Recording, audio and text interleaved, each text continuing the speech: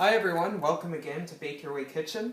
Today we're doing another main savory dish entree again, and this is actually one of my favorites. It's actually a family recipe, and it's one that I've been making for quite a while now, and it is one of my favorite. As you can see, there's a lot of ingredients involved, and I'll quickly take you over the important ingredients.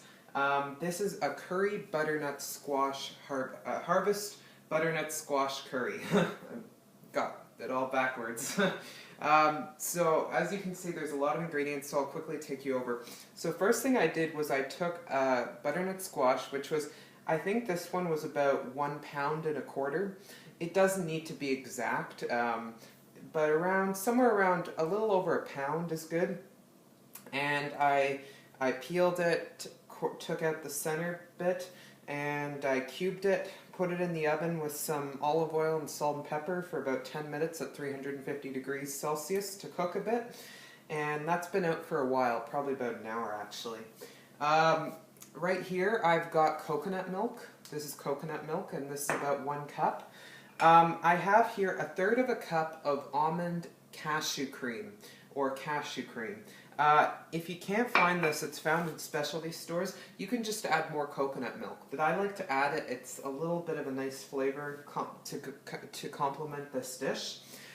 We have 1½ teaspoons of turmeric, 1½ teaspoons of curry, 1 teaspoon of paprika, 1 teaspoon of turmeric, and right here I've got 1 can of tomatoes. I've got ½ cup, about 60 grams of raisins, 1/4 cup, about 60 milliliters of real maple syrup. If you make this recipe, please don't use the fake maple syrup because it tastes awful and it makes a world of a difference. We've got right here 3/4 cup of roasted, or you can roast it yourself, roasted cashews. Make sure you can have them salted, but this is a pretty savory dish, so I think it's salty enough already, so if you can get unsalted cashews, that would be good. And I would really recommend you actually use cashews for this dish. I just think it goes really well with this. We've got leeks. I used one leek bunch, and I cut it, and I just coarsely chopped it there. I've got 3/4 cup of leeks. Okay, now these are a bunch of spices. These are all ½ teaspoon right here. So ½ teaspoon of salt, pepper, cayenne, ginger, crushed red pepper, nutmeg, and mustard seed.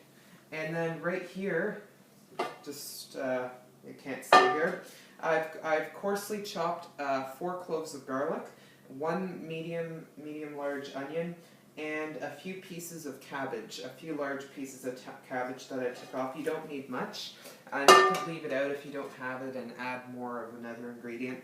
It's a very versatile recipe to go with. And in this pot I've got 2 tablespoons of sunflower oil. You could use olive oil.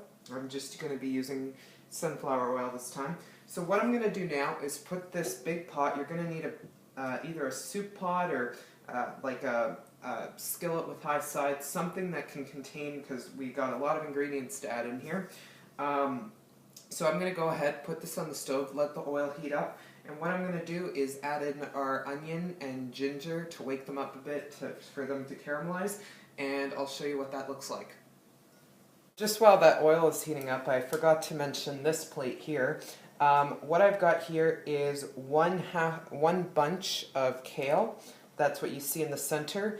I took a handful of parsley. You don't need a lot, and a handful of basil, but mainly the kale is what you want.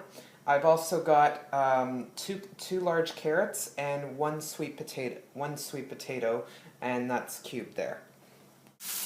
Alright, so I've given this the garlic and onion a bit of time to caramelize, so this is good. You just want it to develop a bit of color.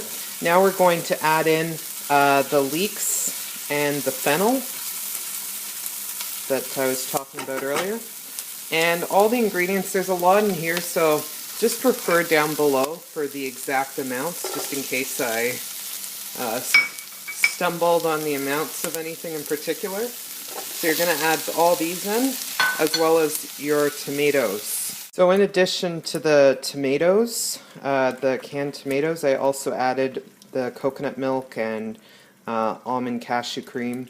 As I mentioned earlier, if you can't find that, you could simply use regular cream or just add a bit more coconut milk. So you're just going to want to let this come to a boil.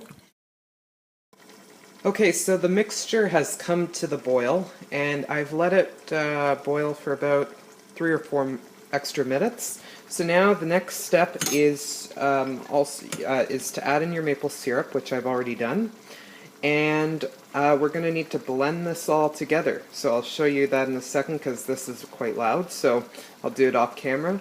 But we're going to puree it till it's completely smooth, and I'll show you what the next step is. So that did take a few minutes for me to get blended. Whoops, it's a little high. It's very hot right now, so I'll just turn it off. So we've done that, which is great. So now all we have to do is add in our seasoning and the rest of the ingredients. So I'll just be right back in a second to add it all in. So I've added in the rest of the ingredients, so I'm just going to give this a mix. I've added all the seasonings and all the vegetables that we're putting in here. So I'm going to go off camera till this is all mixed together, and I'll show you what it looks like. I have combined everything now, and it looks fantastic, right how it's supposed to be. It's got a beautiful orange color, and this is where you can get creative. I decided to add a few more cashews. You can taste the stew, if you want to call it a stew, and you can adjust the seasoning. If you want to add a bit more cayenne, if you want to add a bit more curry. I sometimes add a little more curry to this because there's a few people in my family that are big curry lovers, so it's up to you. So now all you have to do is let this return to a boil because we added in all the ingredients. The temperature has dropped, obviously, and so once this comes to a boil, you pretty much cook this for probably, I would say, maybe 20 minutes, 25 minutes, basically until your carrots and sweet potato, which we have in here, have softened. And as I mentioned, this is a very versatile dish, so please feel free to add in things that you want or things you have on hand. If there's things I am not using here that you might have in the fridge, you could use that. Alright, so it is now done, and it looks fantastic. So you can just serve it into bowls and serve it with bread or over rice. There's a lot of options with it. I usually just eat it with a slice of bread or even crackers. As far as the rest, you can store it in the fridge in a large container.